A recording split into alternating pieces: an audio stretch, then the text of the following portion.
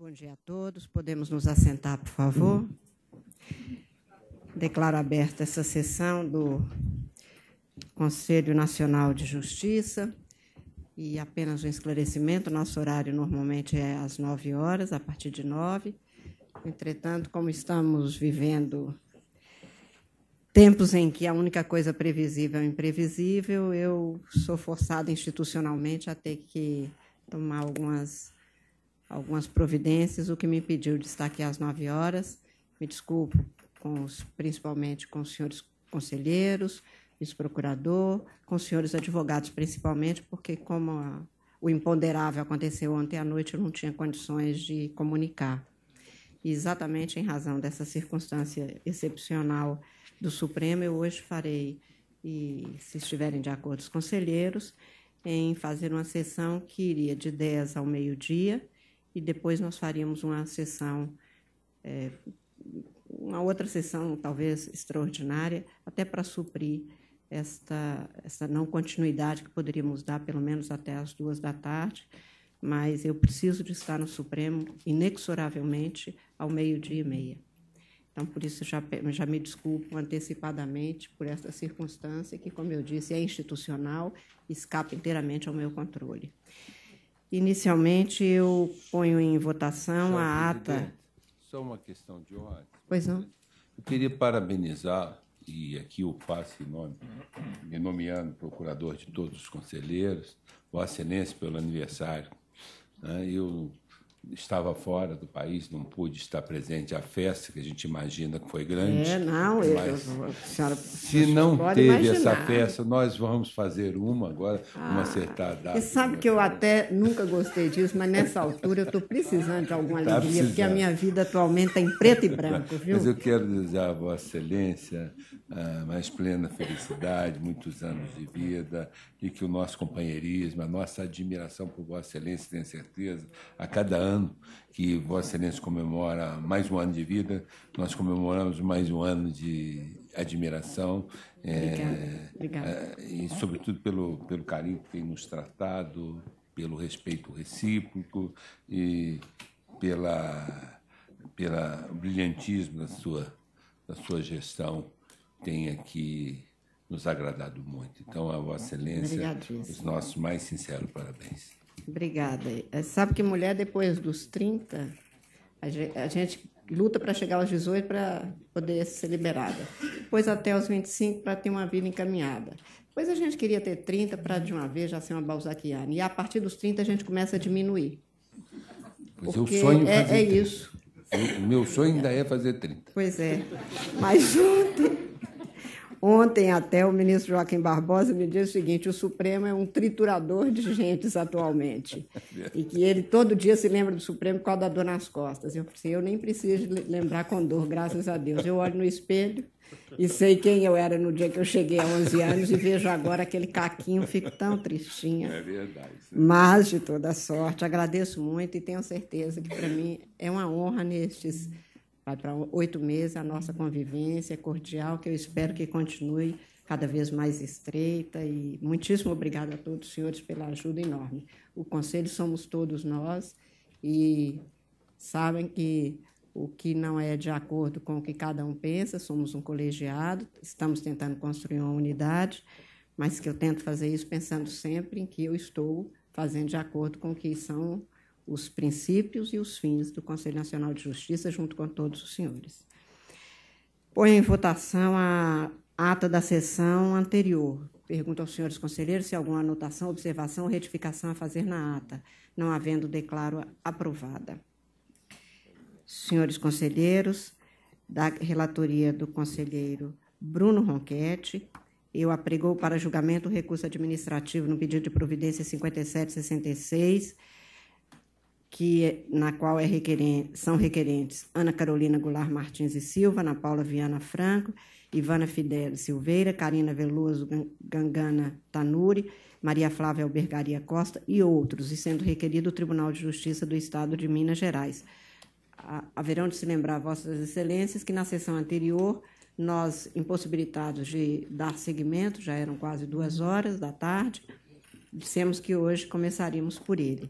E Conselheiro relator, o presidente do Tribunal de Justiça de Minas nos honra com a sua presença e, apesar de não haver previsão, e por que não há previsão de sustentação oral, neste caso de recurso, ele fez um requerimento de que, após o relatório de Vossa Excelência, se Vossa Excelência se puser de acordo, eu daria a palavra para que ele prestasse alguns esclarecimentos de fato que ele acha conveniente antes de começarmos o voto e as discussões. Então, os votos e as discussões. Então, se Vossa Excelência estiver de acordo, eu conferiria a palavra a Vossa Excelência para o relatório e, na sequência, ouviríamos o desembargador-presidente Herbert Carneiro para esses esclarecimentos de fato apenas, portanto, sem quebra da norma regimental. Na sequência, devolvo a palavra para o voto. Plenamente de acordo, senhora presidente. Pois não. Então, inicialmente, eu concedo a palavra a Vossa Excelência para o relatório. Muito obrigado, senhora presidente, senhor ministro corregedor, senhores conselheiros, senhor subprocurador da República, senhor conselheiro federal da Ordem dos Advogados do Brasil, senhor secretário-geral, senhoras e senhores. Trata-se de pedido de providências proposto por Ana Carolina Goulart Martins e Silva e outros juízes substitutos no exercício da função na comarca de Belo Horizonte e outras de entrância especial em face do Tribunal de Justiça de Minas Gerais, em que se insurgem contra ato do presidente daquela corte, que determinou a convocação de parte dos substitutos lotados em comarcas de entrância especial para comparecerem a uma sessão pública de escolha de comarcas do interior do Estado, previamente indicadas, a fim de que então pudessem ser redesignados. Os requerentes alegaram, em síntese, que o ato do Tribunal Mineiro carece de regularidade, uma vez que não observou o direito à inamovibilidade dos juízes substitutos, não estabeleceu o critério de prazo e garantia da nova lotação, não oportunizou a prévia manifestação dos magistrados e ainda deu-se de forma não isonômica. Asseveraram ainda que a medida, apesar de identificada como nova designação, mais se assemelha ao Instituto da Remoção Compulsória. Aduziram também que a intenção de que fossem assegurados os juízes substitutos a garantia do direito da inamovibilidade. Pediram, então, que fosse deferida a medida cautelar, determinando a suspensão da sessão pública marcada, então, para o dia 1º de outubro de 2014, e também cautelar para que fossem implantadas regiões administrativas nos termos da Lei Complementar Estadual 59/2001. No mérito, pediram confirmação das medidas cautelares com a declaração da lotação dos autores na comarca em que se encontram lotados e o reconhecimento da garantia da inamovibilidade, com a determinação ao Tribunal Mineiro para que definitivamente não remova compulsoriamente os autores das comarcas em que estão lotados. Em caráter sucessivo, pugnaram pela confirmação também de medida cautelar para que as designações dos requerentes a eventuais comarcas se dessem em caráter temporário e sem prejuízo da atual lotação, e, em qualquer hipótese, fosse determinado ao Tribunal Mineiro que publicasse editais para o provimento das comarcas de primeira e segunda entrância. Ainda em caráter sucessivo, pugnaram pela determinação de publicação de edital de convocação de todos os juízes substitutos do Estado para que a escolha das alterações temporárias das designações fosse feita com base em critério objetivo. O pedido liminar foi deferido pela então relatora, conselheira Débora Ciossi, em 30 de setembro de 2014, para determinar a suspensão da sessão pública marcada para o dia 1º de outubro daquele ano e vedar também ao tribunal a movimentação compulsória dos requerentes por meio de novas designações. Na sequência, houve pedido de reconsideração formulado pelo Tribunal de Justiça de Minas Gerais, que aduziu, em síntese, que a Lei de Organização Judiciária do Estado de Minas Gerais, LODE, não proíbe a realização de outra designação do magistrado substituto, desde que o exija o interesse público. Segundo o tribunal, não há impedimento para se modificar a designação inicial do juiz de direito substituto, desde que seja feito com base na conveniência e oportunidade e com telos de se atender ao interesse público. Sustentou também que há impedimento legal para a permanência dos juízes substitutos na comarca de Belo Horizonte. Defendeu ser inaplicável a hipótese decidido pelo Colégio do Supremo Tribunal Federal no julgamento do mandado de segurança 27958, que teria partido do pressuposto de que a garantia da inamovibilidade impede que os magistrados sejam removidos da circunscrição judiciária em que se encontram. Informou, no mais, a situação caótica em que se encontram as comarcas do interior do Estado diante da ausência da autoridade judiciária àquela época, em 49 comarcas de primeira instância, além de 98 cargos de juiz de direito vagos. Na sequência, os requerentes apresentaram nova petição, contrapondo os argumentos do tribunal, e o tribunal, por sua vez, nova manifestação, informando dessa feita a superveniência da edição da Resolução 806 de 2015, que dispõe sobre a regulamentação das regiões administrativas de que trata o parágrafo 6º do artigo 10 da LODE, Lei Complementar 59 de 2001, manifestando-se assim, dentre outros argumentos, pela perda superveniente do objeto do presente pedido de providências. Os requerentes, em novo razoado, defenderam a inocorrência da perda do objeto e, antes que a liminar fosse apreciada pelo plenário deste Conselho, a então relatora desse procedimento proferiu decisão monocrática, determinando o arquivamento desse processo, dentre outras razões, por entender que havia perdido o interesse objetivo ante a criação das regiões administrativas.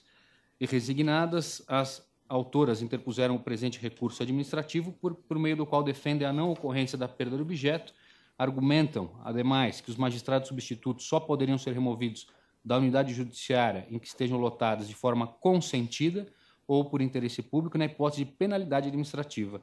Aduziram também que o tribunal não criou as regiões administrativas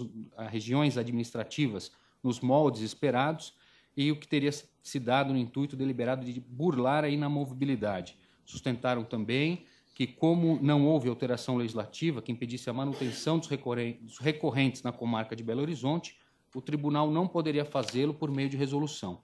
Defenderam também que a Resolução 806 de 2005 está coimada de vícios que conduzem à sua ineficácia, quais sejam impossibilidade de delegação de competência do tema de organização judiciária, caducidade do prazo previsto na lei, casuísmo da resolução e que o órgão especial extrapolou o poder regulamentar, incorrendo em ilegalidade material ao atribuir competência ao presidente do tribunal para ignorar a garantia da inamovibilidade.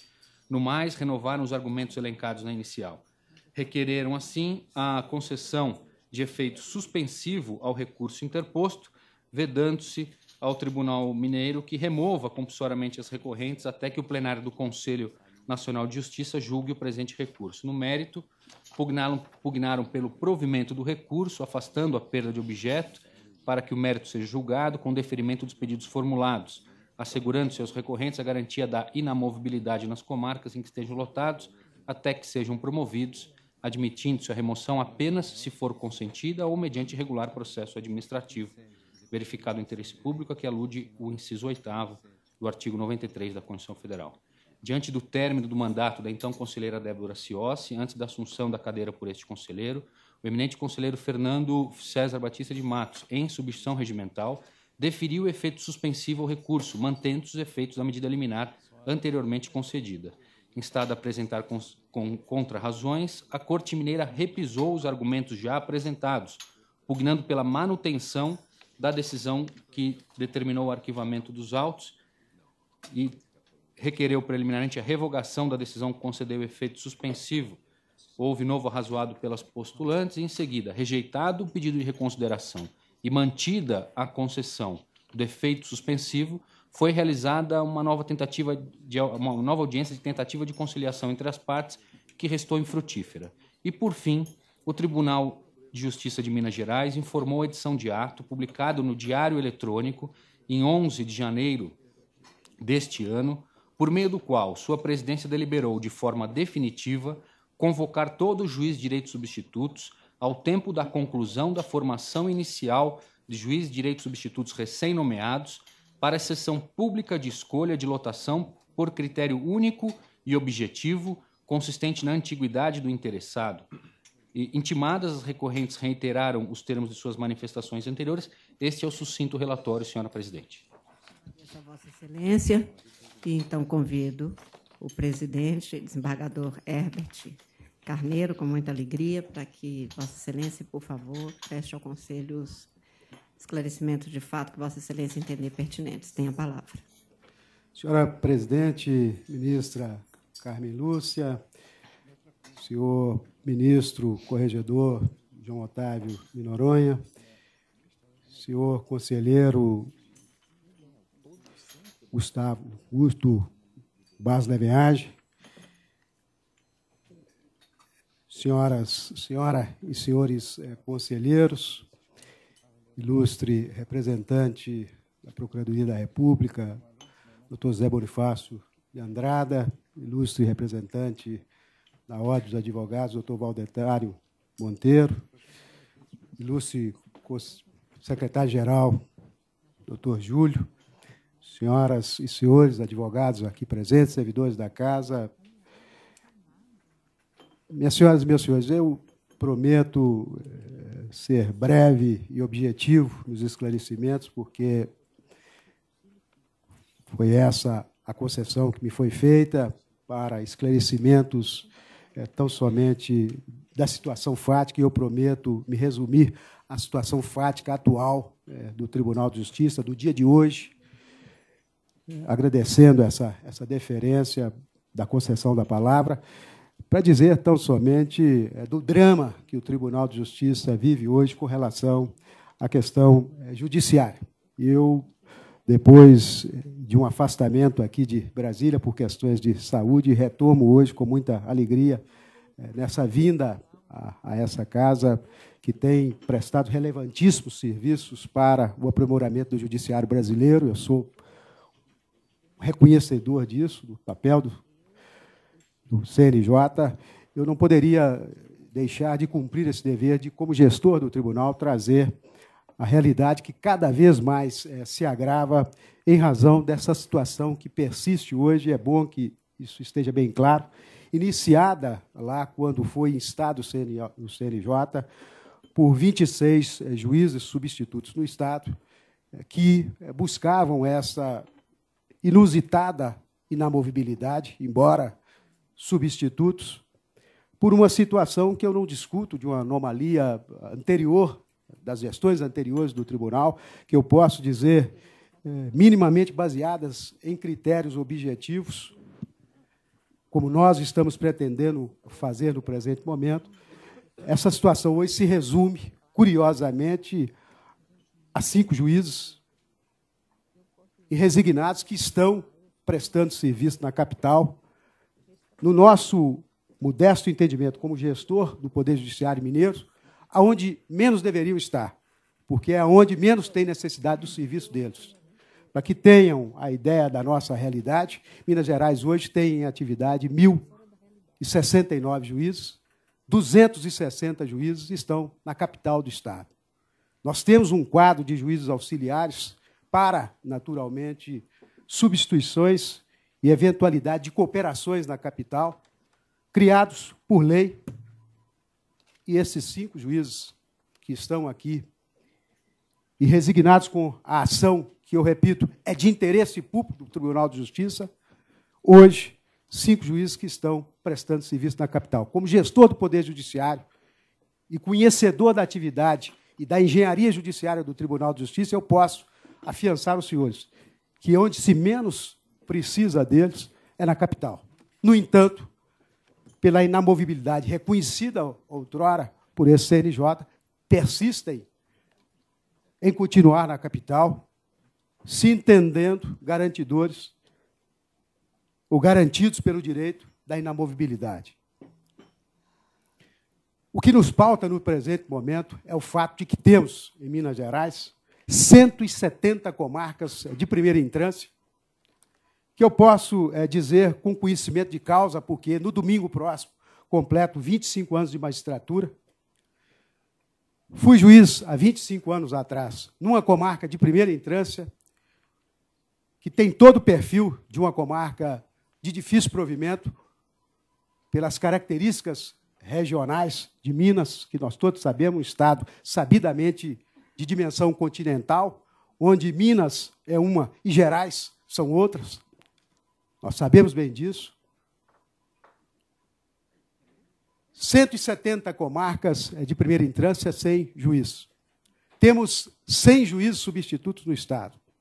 E o que estamos pretendendo fazer no presente momento, assentados tão somente na defesa intransigente do interesse público, do aprimoramento da prestação jurisdicional, para fazer um redesenho dessa engenharia judiciária do Estado, recompondo essa descompensação judiciária no Estado, onde, bem sabe o ministro Noronha, porque é do sul de Minas, todos os juízes querem ir para o progressista sul de Minas, querem ir para a Zona da Mata, querem ir para o Triângulo Mineiro, mas nenhum quer ir para onde eu estive, Jacinto, noroeste de Minas. Ninguém quer ir, a ministra sabe muito bem disso, a ministra Carmen Lúcia. Se vagar Espinosa, no momento está provida, mas se vagar Espinosa, eu abrirei edital e não tem candidatos. Agora, se abrir edital para uma cooperação em Três Corações, teremos fila na porta do tribunal, dado o número de candidatos que se inscrevem, porque querem, hoje, proximidade de Rio, São Paulo, Belo Horizonte, facilidade de acesso aos aeroportos. Não querem conviver com as dificuldades do noroeste, do norte de Minas, aonde nós temos comarcas como São João da Ponte, aonde nós temos comarcas como Rio Pardo de Minas, desprovidas, uma há mais de 9 anos, a outra há 4 anos, e eu tenho que ficar ao telefone pedindo favor a juízes de Montes Claros para atender a essas comarcas, com a dificuldade enorme, com a distribuição da justiça feita com grande injustiça para o judicionado. É essa a realidade que nós estamos. Assumimos a presidência do tribunal com essa consciência, tendo sido juiz em comarca de difícil provimento.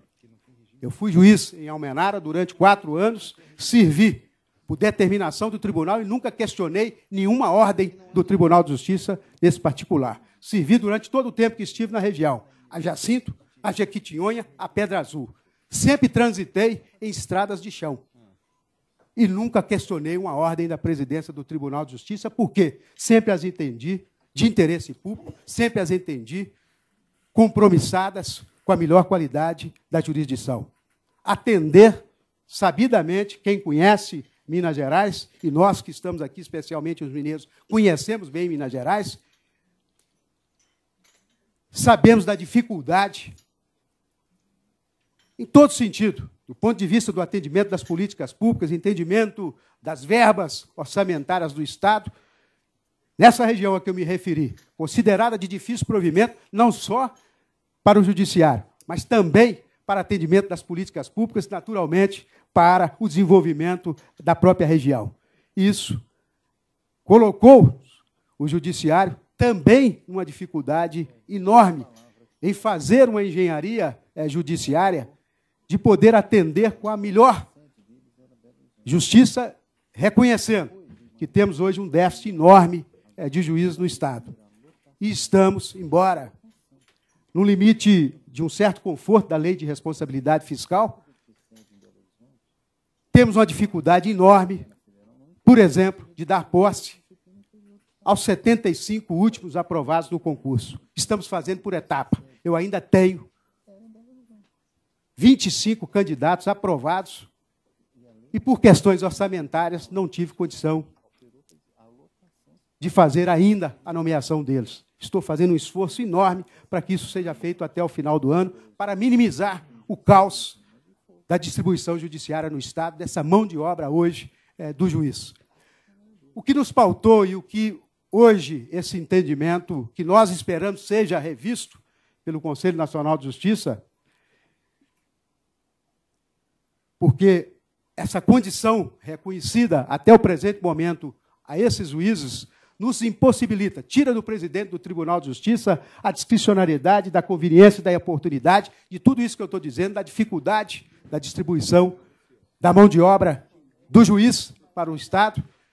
Nós resolvemos, das 170 comarcas que temos no Estado, por critérios meramente objetivos, pautados na distribuição de processos mensal, pautados no acervo processual, pautado no tempo de desprovimento de cada uma delas. Escolhemos 100 comarcas para que esses 100 juízes substitutos pudessem fazer uma movimentação no Estado e nós pudéssemos atender de maneira mais justa a distribuição da justiça com a mão de obra do juiz, atendendo prioritariamente, porque de longa data isso tem sido preterido pelo tribunal, essas sacrificadas regiões que eu estou me referindo a ela, do norte e nordeste de Minas Gerais. Muitas delas, eu repito, com juízes, com falta de juízes há mais de 8 anos, e com a dificuldade enorme na geografia do Estado de atendê-las com juízes que têm que se deslocar 200 quilômetros. Escolhemos por critérios meramente objetivos as comarcas e convidamos aos juízes a essa audiência pública para que, respeitada a antiguidade do juiz substituto, pudessem eles escolher dessas 100 comarcas que nos possibilitariam, uma vez providas por juiz substituto, precariamente, naturalmente, sempre com a discricionariedade do tribunal para movimentá-los, e é hoje isso que o Tribunal de Minas não pode fazer, porque, por determinação do CNJ, não está fazendo. Eu não tenho autoridade hoje para telefonar para um juiz e dizer a ele, preciso de você atender. Não, os juízes são inamovíveis, os substitutos. Então, o que nós resolvemos fazer? E estamos dependendo dessa decisão para que isso aconteça na sexta-feira próxima. Que nós tenhamos retirado essa condição de inamovibilidade, considerando que mesmo esses juízes que estão aí ainda irresignados e vindo às portas do CNJ, porque foram convidados por nós, estiveram conosco para escolher entre as 170 comarcas, não fizeram opção, com toda a liberdade que tiveram, insistindo que pela inamovibilidade deverão continuar em Belo Horizonte, contrariando, eu disse, o interesse público, tão somente na defesa particular, com todo o respeito que me merece, sustentando o interesse particular em detrimento do interesse público, em detrimento da prestação jurisdicional melhor prestada ao Estado de Minas Gerais.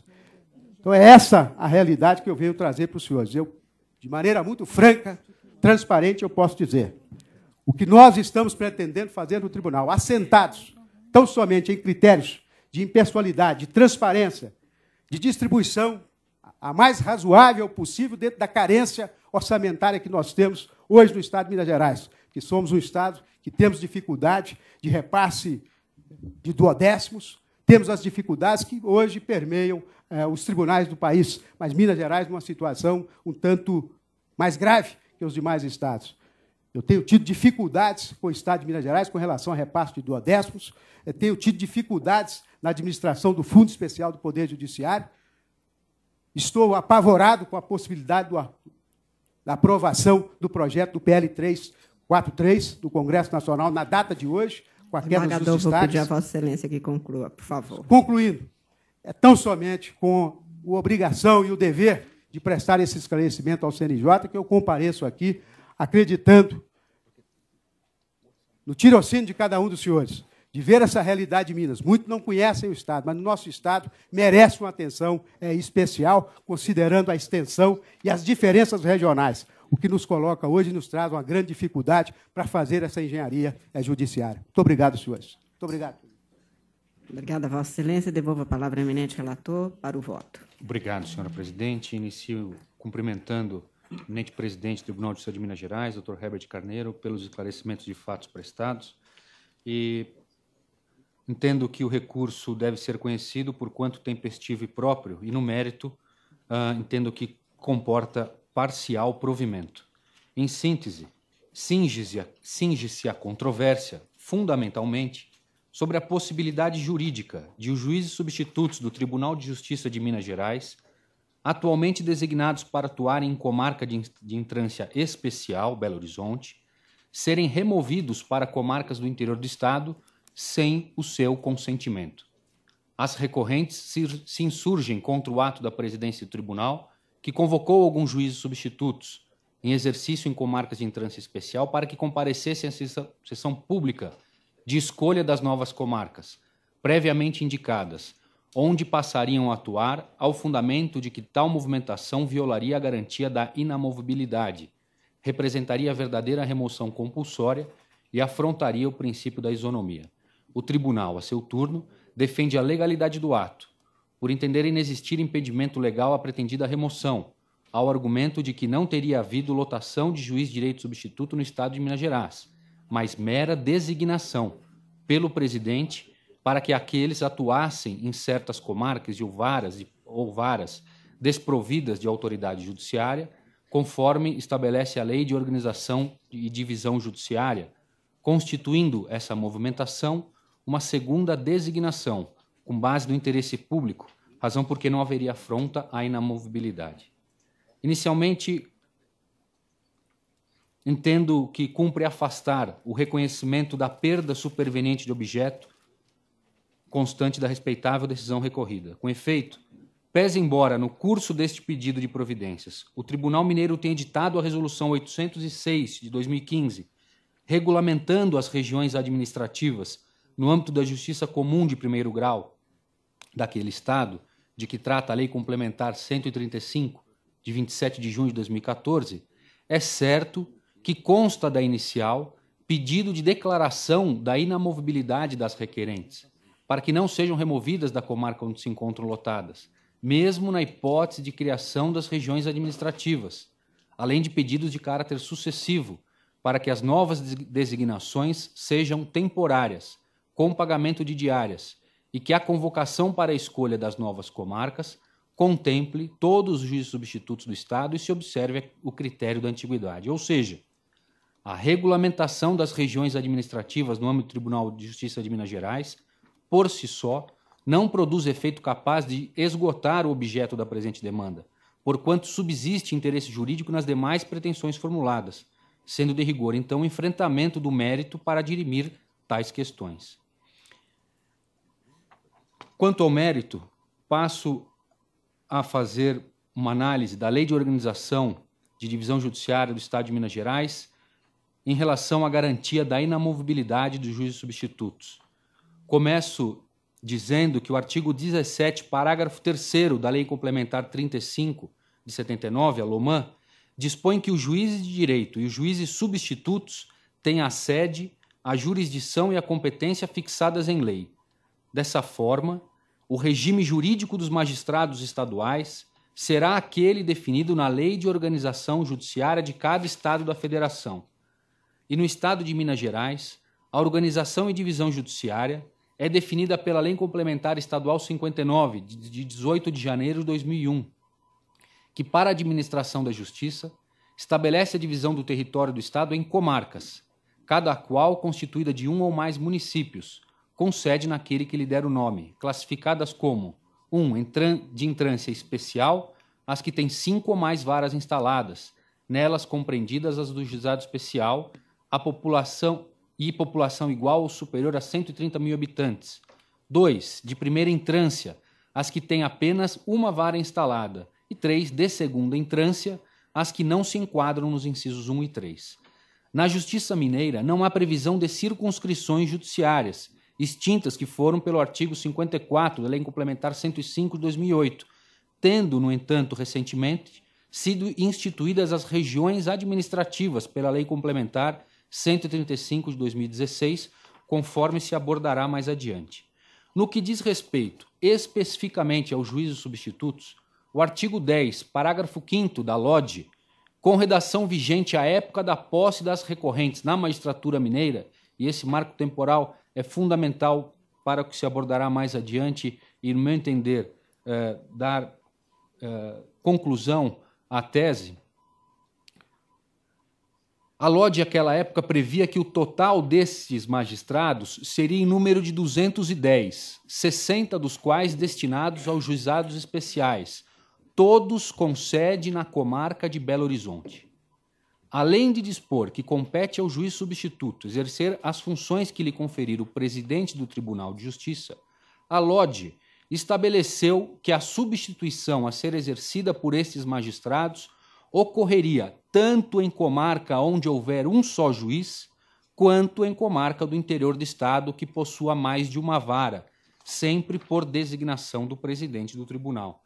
Para a comarca de Belo Horizonte, especificamente, há, na Lei de Organização e Divisão Judiciária, previsão de substituição exclusiva por juiz de direito auxiliar, designado pelo presidente do Tribunal de Justiça, facultando-se, todavia, a atuação de juízes substitutos nos juizados especiais, quando necessário e mediante designação do presidente do tribunal, artigo 84C dessa lei.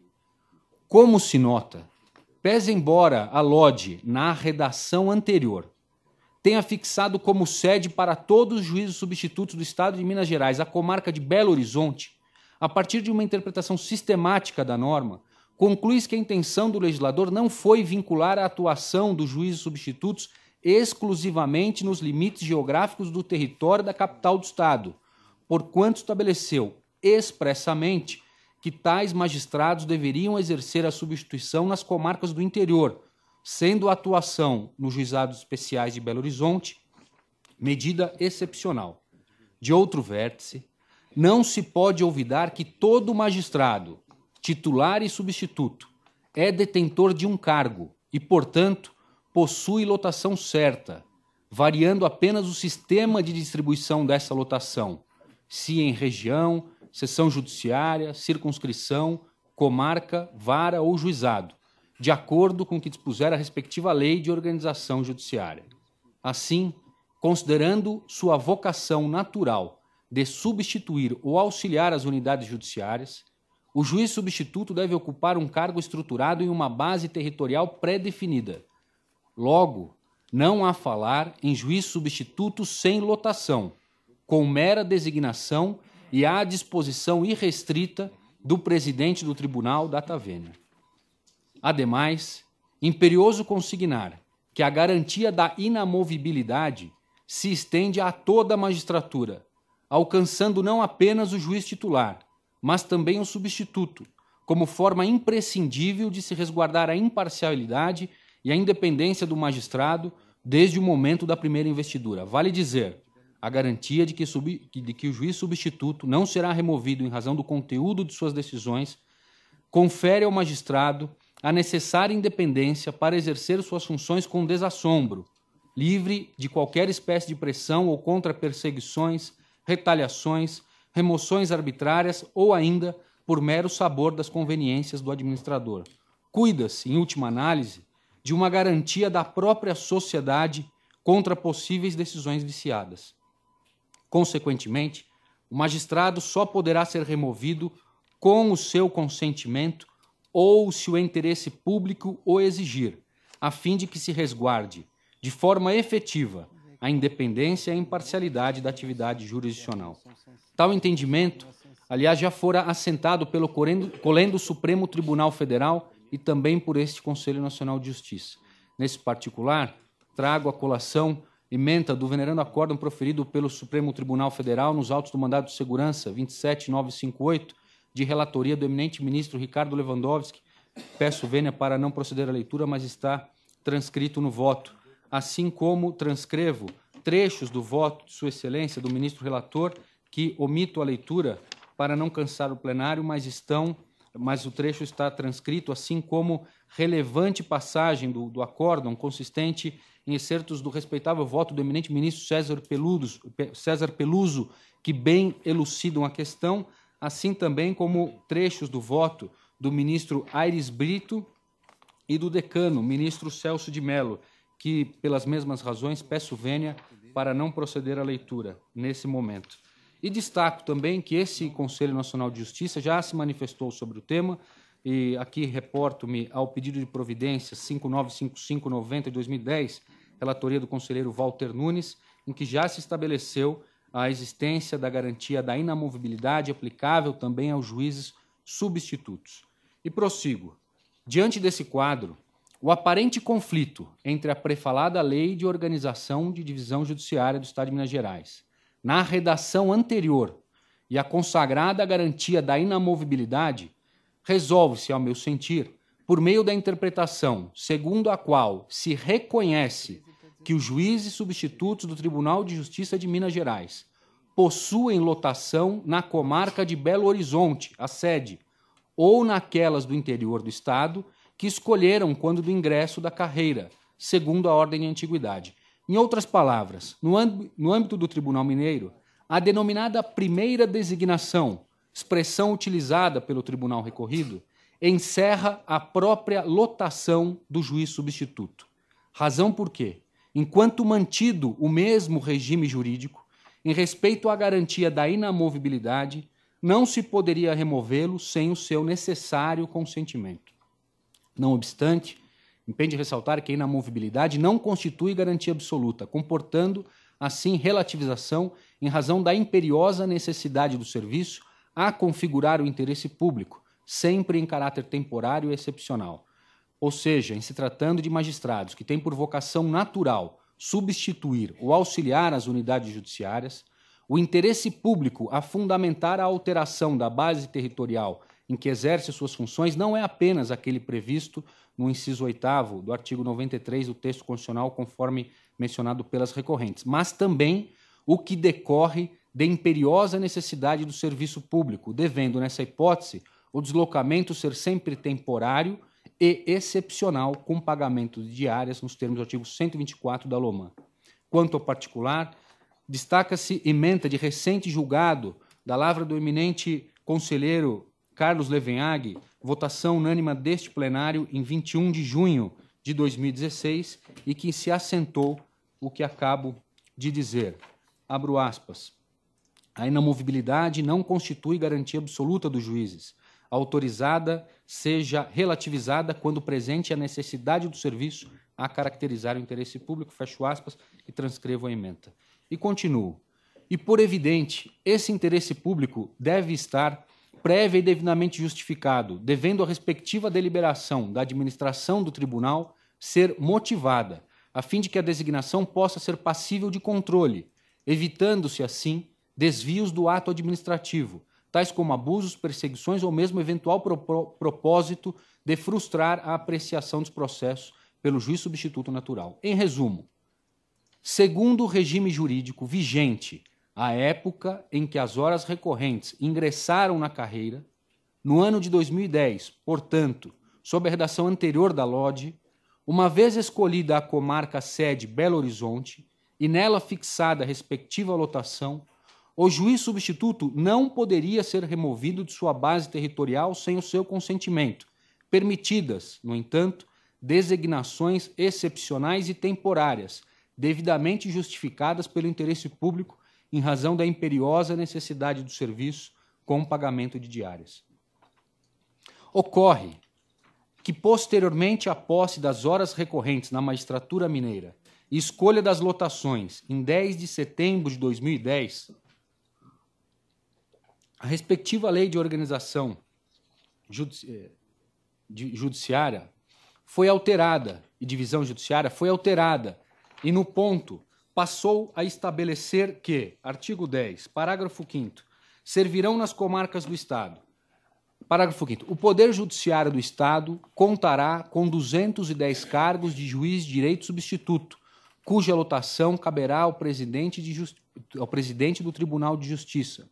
Parágrafo 6º. Os juízes de direito substitutos, até o limite de 1/3 dos cargos, terão lotação nas comarcas sede das regiões administrativas, que serão delimitadas por ato do órgão competente do Tribunal de Justiça, cabendo-lhes substituir os titulares das comarcas integrantes da região administrativa, quando em férias, licença ou afastamentos com competência plena. Como se nota, o novo regime jurídico instituído a respeito da sede, jurisdição e competência dos juízes substitutos não mais estabelece a comarca de Belo Horizonte como a respectiva sede desses magistrados. Ademais, depreende-se dessa alteração que, por razões de política judiciária, entendeu-se adequado e necessário que a atuação dos juízes substitutos não mais ocorresse necessariamente na capital do Estado, mas que, até o limite de 1/3, fossem lotados nas comarcas sede das regiões administrativas e os demais mediante ato do presidente do tribunal.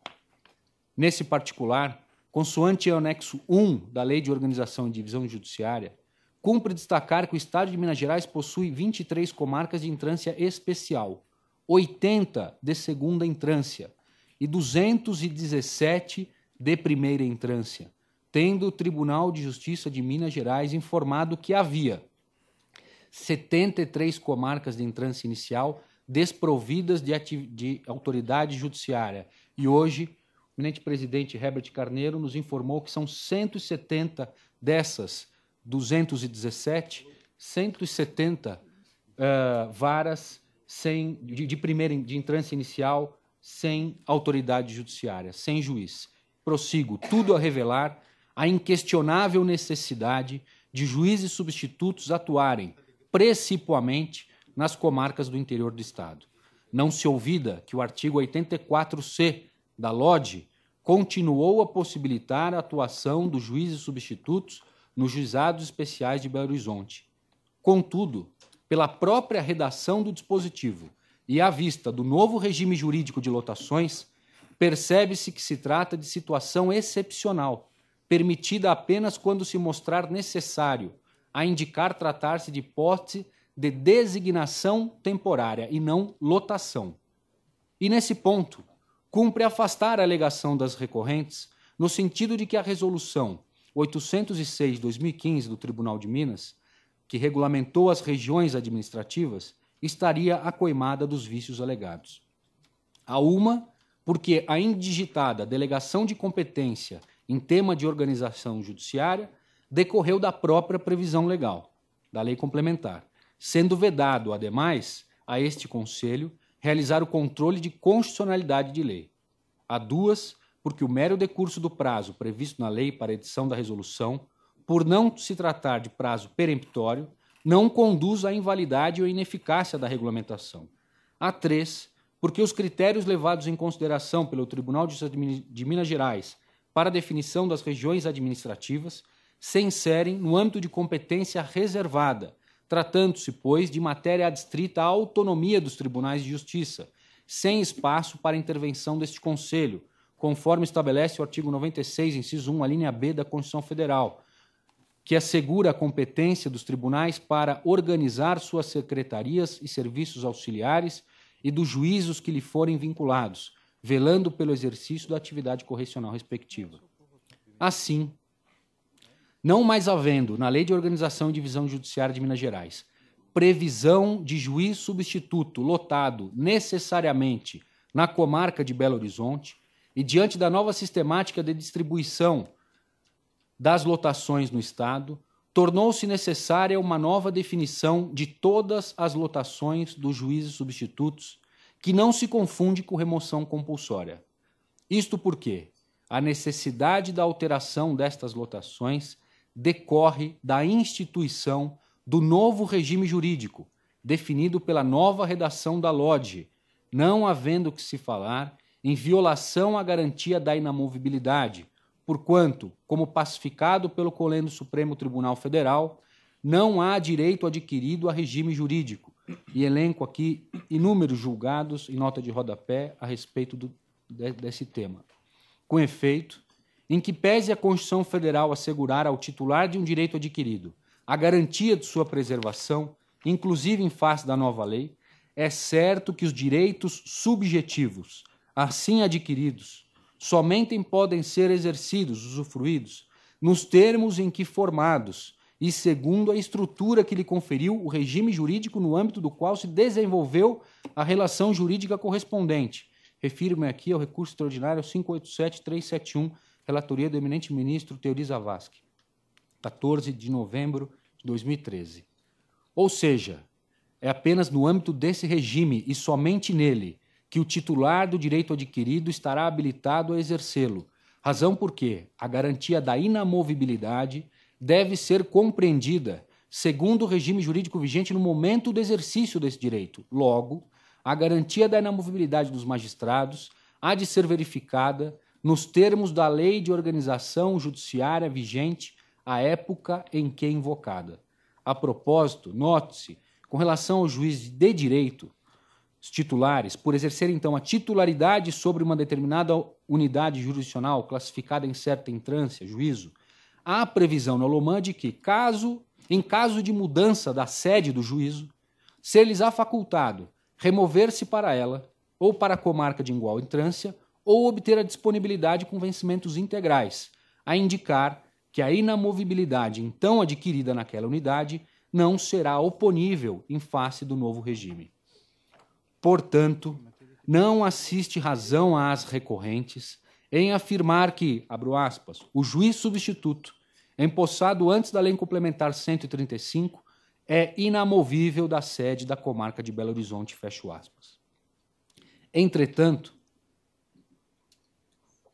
o ato de definição das novas lotações dos juízes substitutos, cuja competência foi atribuída por lei ao presidente do tribunal, por evidente, deve observar os princípios constitucionais do artigo 37 caput da Constituição Federal: legalidade, impessoalidade, moralidade, publicidade e eficiência. Ou seja, não pode o administrador definir a lotação como bem entender, por seu livre-arbítrio, devendo pautar-se em critérios objetivos, isonômicos, públicos e impessoais, sob pena de invalidade do ato, sindicável tanto na esfera administrativa quanto judicial. Desse modo, compete ao presidente do tribunal fazer divulgar lista das comarcas do Estado que mais necessitam da atuação de juiz substituto e, na sequência, convocar todos os substitutos para que, a partir da ordem de antiguidade, escolham a comarca em que desejam atuar e, consequentemente, nela serão lotados. Isso porque todos os magistrados estão submetidos ao mesmo regime jurídico e, portanto, todos os substitutos devem ser relotados segundo a estrutura que lhe conferiu a nova Lei de Organização de Divisão Judiciária, com base no critério objetivo da antiguidade. Destarte, forçoso concluir que, embora autorizado pela atual redação da LODE a realizar relotação dos juízes substitutos, não poderia o Tribunal Mineiro fazê-lo apenas em parte desses magistrados, convocando somente aqueles que se encontram atuando na comarca de Belo Horizonte ou outras de entrância especial, sob pena de se violar o princípio da isonomia e impessoalidade. Entre mentes, verifica-se que, recentemente, a atual administração do tribunal emitiu comunicado dando conta de que, no mês de maio do corrente ano, adotará novas providências no sentido de cumprir exatamente o quanto acima consignado, com vistas a realizar a relotação de todos os juízes substitutos daquele Estado. Com efeito, conforme a manifestação juntada no ID 209-4508, por aviso publicado no Diário do Judiciário Eletrônico de 11 de janeiro deste ano, o digníssimo presidente do Tribunal de Justiça de Minas Gerais, desembargador Herbert José Almeida Carneiro, deliberou, de forma definitiva, convocar todos os juízes de direito substitutos ao tempo da conclusão da formação inicial dos juízes de direito substitutos recém-nomeados, para a sessão pública de escolha de lotação por critério único objetivo, consistente na antiguidade do interessado. Consta ainda, com acerto, que a convocação será dirigida a todos os magistrados ocupantes do cargo de juiz de direito substituto, independentemente da data do ingresso na carreira e do fato de estarem com lotação estabelecida, sendo que, para fins de escolha dos interessados, serão disponibilizadas tantas unidades judiciárias quantos forem os cargos de juiz de direito substituto, considerando-se o critério da necessidade jurisdicional, à exceção das comarcas de entrância especial, que não serão ofertadas, eis que atendidas por juízes de direitos auxiliares. Foi consignado também que a listagem das unidades judiciárias a serem ofertadas será publicada no Diário de Justiça Eletrônico até o dia 29 de abril deste ano, de modo a viabilizar a plena apreciação dos interessados. Ainda, segundo o informado, a medida se justifica em razão dos números expressivos de comarcas de entrância inicial vagas, no total, segundo informado no processo àquela época, no total de 156 comarcas de entrância inicial vagas, ao passo que o Tribunal de Justiça Mineiro possui apenas 85 juízes substitutos e as comarcas de entrância especial são dotadas de juízes auxiliares, estando a definição levada a efeito, então, pelo atual presidente do Tribunal de Minas, consentânea com o critério da necessidade jurisdicional. Anote-se por oportuno que a exclusão das comarcas de entrância especial da listagem para escolha da nova lotação de juízo substituto, na espécie, afigura-se legítima, porquanto, além de estar de acordo com as disposições vigentes da LODE, a medida encontra-se devidamente fundamentada, justificada e se insere no âmbito de discricionariedade que possui a administração para a organização de sua justiça. Como se nota, a atual presidência do Tribunal de Justiça de Minas Gerais deliberou a levar a efeito as providências necessárias e adequadas para a relotação de todos os juízes substitutos, nos moldes como ventilado pelas requerentes, segundo o pedido sucessivo que formularam e os parâmetros acima consignados. No entanto, até que se realize a aludida sessão pública de relotação de todos os juízes substitutos, deverá o tribunal requerido respeitar a atual lotação, mantendo as recorrentes na comarca em que se encontram, no caso Belo Horizonte.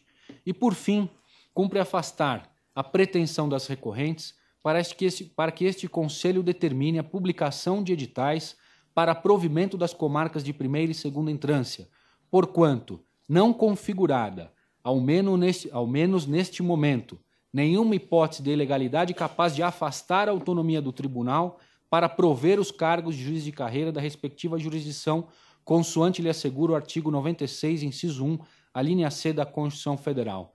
Antes de concluir, senhora presidente, nesse último tópico apenas, entendo que não está caracterizada a ilegalidade, mas até porque a resolução dessa questão entendo como premissa para que o Tribunal de Justiça de Minas Gerais possa, daí então, uma vez assentada e regularizada essa questão, dar início às promoções, faço votos de que o tribunal assim caminhe, como na sequência, ainda neste ano, abra os editais, embora não seja uma determinação, seja mais uma vontade, né, do conselheiro que é juiz de direito de primeiro grau, para que, uma vez resolvida essa questão dos juízes substitutos, mais para frente, abra os editais de primeira entrância, de segunda entrância e dê sequência à carreira que é tão importante para o juiz de direito em primeiro grau. Diante de todo o acima exposto, voto pelo parcial provimento do recurso, a fim de afastar o reconhecimento da perda superveniente de objeto e, no mérito, determinar que o Tribunal de Justiça de Minas Gerais, na relotação dos juízes substitutos, convoque todos esses magistrados para a escolha da comarca onde desejam atuar, a partir de lista previamente divulgada, segundo a ordem de antiguidade.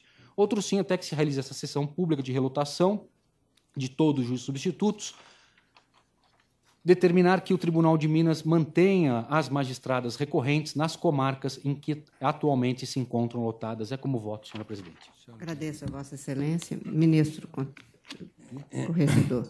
Eu já tinha recebido o voto do ministro, do conselheiro Bruno tinha lido, e reli ontem e hoje de manhã. Aqui me surgiu uma preocupação. Antes, Vossa Excelência me permite, queria ouvir o presidente do tribunal. Está ruim, né? Eu gostaria de ouvir do presidente do tribunal quantos juízes substitutos restam de 2010?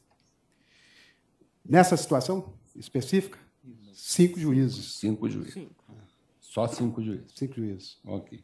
Ministro, e se me permite, só mais um esclarecimento, porque o relator fez menção a 85 e hoje eu trouxe o número de 102. É porque 22 juízes estão concluindo o curso agora na escola e estarão incluídos na escolha da audiência pública próxima. A lei mudou depois de 2010 e os novos juízes não estão na situação de 2010. Uhum. Então, eu pretendo até pedir vista, mas tem uma peculiaridade, e vou dizer por que eu vou pedir vista e a preocupação que tenho com a tese aqui veiculada. Primeiro, a gente precisa desconectar essa tese do caso concreto.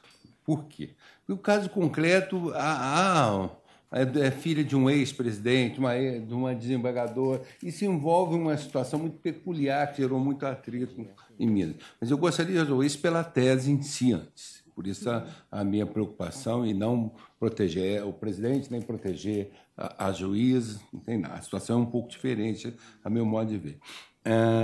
Parece que a proposta é de abertura de um procedimento que, no caso, mantida a situação hoje delas na comarca, não prejudicaria, poderia ser feito do mesmo jeito, elas apenas não participariam. Então, acho que isso é que eu estou entendendo. Mas vou dizer qual é a minha preocupação. Minha preocupação primeiro é que essa questão... Ministro, Vossa Excelência, me permite, só para eu entender, inicialmente, Como Vossa Excelência vai pedir vista, é só para eu ter claro para mim.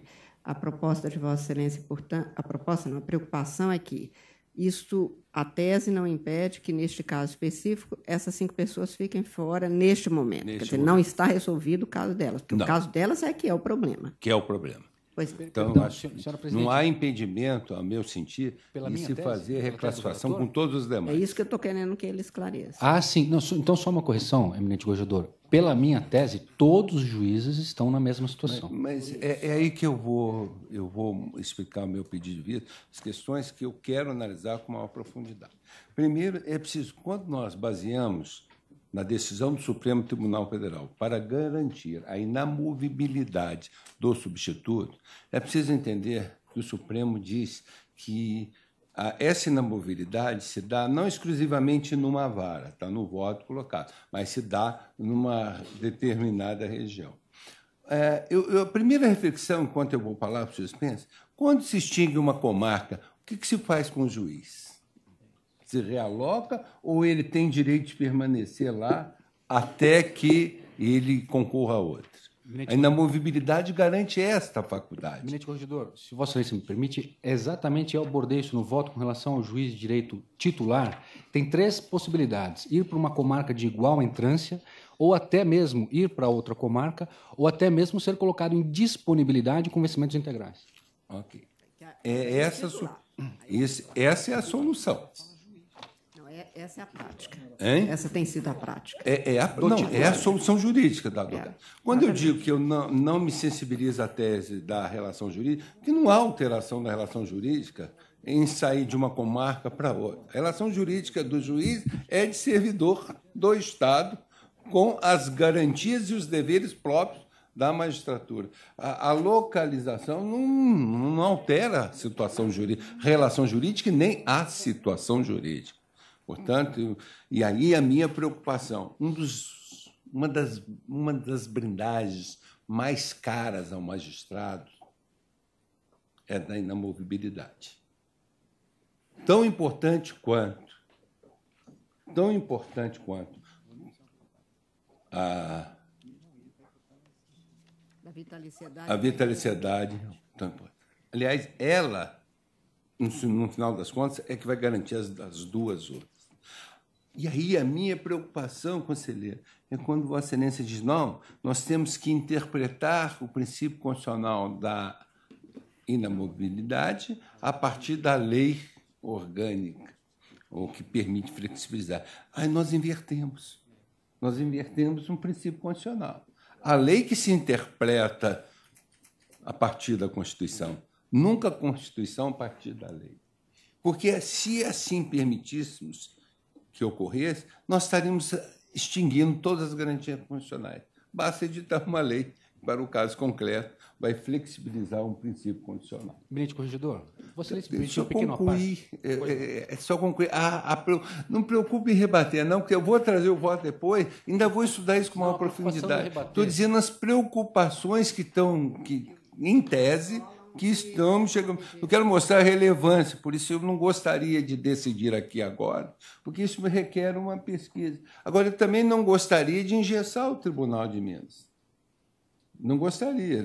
Minas é um estado muito grande. E queria dizer a Vossa Excelência, presidente Herbert, ninguém quer ser juiz em Três Corações, pelo menos enquanto eu estiver aqui na corregedoria. Trabalhar sob os olhos direto do corregedor não deve ser muito confortável. Embora a gente reconheça a importância de Três Corações, tem lá o Pelé como seu segundo cidadão mais importante, eu digo sempre.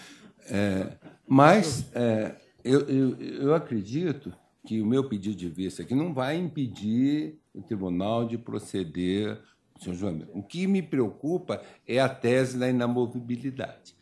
Se vamos flexibilizar a esse ponto, partindo da lei, eu acredito que nós estamos acabando com a blindagem constitucional, que não se dá propriamente à pessoa do magistrado, mas ao cargo do magistrado. Por que ao cargo? Porque a pessoa que ocupa o cargo precisa ser revestida dessas garantias para bem exercer a jurisdição com isenção, sem temor. Por isso, eu tenho dito que é um dos princípios constitucionais mais caros a independência da magistratura. No mais, eu teria outras considerações, mas eu acredito que eu já coloquei aqui a tese principal que justifica, então, o meu pedido de vista. É examinar principalmente... Eu indago do senhor. Senhora presidente? Pois não. Apenas um ponto para reflexão. Evidentemente que vou aguardar ansiosamente o voto do nosso ministro corregedor, mas quer me parecer que no encaminhamento do voto do eminente conselheiro Bruno, quando ele trata da inamovibilidade, ele busca na Constituição a ressalva do interesse público. E, à luz da condição de juiz de direito substituto, em que medida a interpretação do vocábulo substituto? Ele não é para substituir? Então, como trouxe o presidente da Corte, diante de uma situação tão caótica quanto vive o tribunal, devidamente fundamentado. E veja, apenas estou trazendo para que a tese, de fato, seja abordada de forma bastante ampla. E claro que eu não estou aqui pensando naquilo que há 30 anos atrás eu vivia no meu Ministério Público, em que, embora fosse eu substituto de uma determinada circunscrição, ficava naturalmente à disposição do procurador-geral da época para que ocorresse o Estado na medida das necessidades da carreira. Mas quer me parecer que esta modulação que o eminente conselheiro Bruno traz à luz da ressalva que a Constituição coloca, observada a condição de juiz substituto. Poderia até chegar a essa conclusão. Mas eu só quero dizer a Vossa Excelência, eu fui corregedor da Justiça Federal, conheço bem a estrutura da Justiça Federal. Você não pega um juiz substituto da Justiça Federal e remove para onde está precisando, porque o Supremo garantiu a ele inamovibilidade, ainda como substituto. A verdade é que nós não temos mais hoje, tecnicamente, um juiz substituto. Nós temos juízes que são intitulados de substituto. Ministro, é um assunto que o Supremo, por exemplo, todas as vezes que a gente volta a este assunto, nós sabemos. Primeiro, temos um encontro marcado, porque do jeito que ficou posto, nos julgamentos, incluídos aqui os citados, podem acabar com a substituição, então nós temos que acabar com a figura do substituto, porque substituto é para substituir. Ora, também concordo, né, Cris? Eu preciso, e o presidente, eu só vou citar a região do norte de Minas, porque nós somos uma região mesmo pobre, de pessoas pobres, muito mais carentes, e é isso mesmo. Por que alguém vai sair de Belo Horizonte para ficar numa capital que eu adoro e para ir para a minha região pobre, empoeirada, 800 quilômetros, com 150 quilômetros de fronteira com a Bahia, com 1000 dificuldades, porque é rota de tráfico, em condições precaríssimas? É claro que não é alguma coisa que seja muito fácil. Agora, este é o que mais precisa, porque eu não posso ter cidadão de primeira e de segunda classe. Um tem juízo, o outro não. E também porque a função do substituto é substituir. Então, apenas para dizer, e vou aguardar também, claro, a vista de Vossa Excelência, para dizer assim, o Supremo Tribunal Federal haverá de voltar a este assunto para dizer o que é substituto, porque a inamovibilidade não pode ser uma intangibilidade tal que, sequer havendo interesse público expresso, declarado e objetivo, fique sem ninguém, porque aí sim não seria como Vossa Excelência afirma, e que foi para o que Rui Barbosa indicou já na Constituição de 1891, a inamovibilidade para garantia do cargo. Porque, se for para a garantia da pessoa, nós estamos invertendo aí os fundamentos da Constituição. E aí o seguinte, nós, Poder Judiciário, nós, funcionários públicos, existimos para o cidadão, e não o cidadão ter que se adaptar a nós. Então, eu acho que o conselheiro Bruno trouxe esta preocupação, que eu acho, como diz Vossa Excelência, precisa de ser muito bem equacionada aqui, mas o que a gente não pode é nem acabar com a figura do substituto, que é para substituir, por óbvio, né? Nem de longe tocar as garantias da magistratura, porque elas são o esteio de uma magistratura realmente independente. E quer lembrar, Vossa Excelência, claro, por favor, que em 87, quando eu fiz concurso à magistratura em Minas Gerais, nós tínhamos a figura do substituto. Os estados tinham fazer esse concurso para juiz de direito e juiz substitutos. Então, você ocupava juiz substituto era designado. Jane Silva, que é um grande magistrado de Minas, por exemplo, teve em Pouso Alegre, teve em Paraisópolis, teve como substituta, rodava o Estado. Na Justiça Federal, se permitia inicialmente a realocação dos juízes. A partir das decisões do Supremo, é que isso se estancou. Eu sempre entendi que o juiz substituto deve ser substituto. Mas a partir que se garantiu a alguns, ou a uns, ou aqueles que pleitearam no Supremo a inamovibilidade, o direito de permanecer, acho que até que o Supremo reveja, nós temos que ser coerentes. Claro. Nós temos que ser coerentes. Vossa Excelência, então, pede vista. Eu peço Pedido vista. de vista. Eu entendi. Poderia só fazer um registro? Por Porque Sua Excelência honrou com uma citação de um precedente meu, em que eu garanto, reconheço a relativização da inamovibilidade, do direito da movibilidade dos juízes substitutos em razão do interesse público. Então, eu poderia aqui ter esse entendimento já fixado, adiantar meu voto, mas não vou fazer de forma alguma, que Sua Excelência certamente vai trazer questões muito relevantes aqui. Mas o que eu gostaria de registrar aqui é que antes da criação das circunscrições judiciárias, que é o que se está discutindo, a mudança da lei, a situação era muito mais gravosa para o substituto, porque ele era substituto no estado de Minas Gerais inteiro. E com a mudança da lei, ele passou a ser substituto em determinada circunscrição.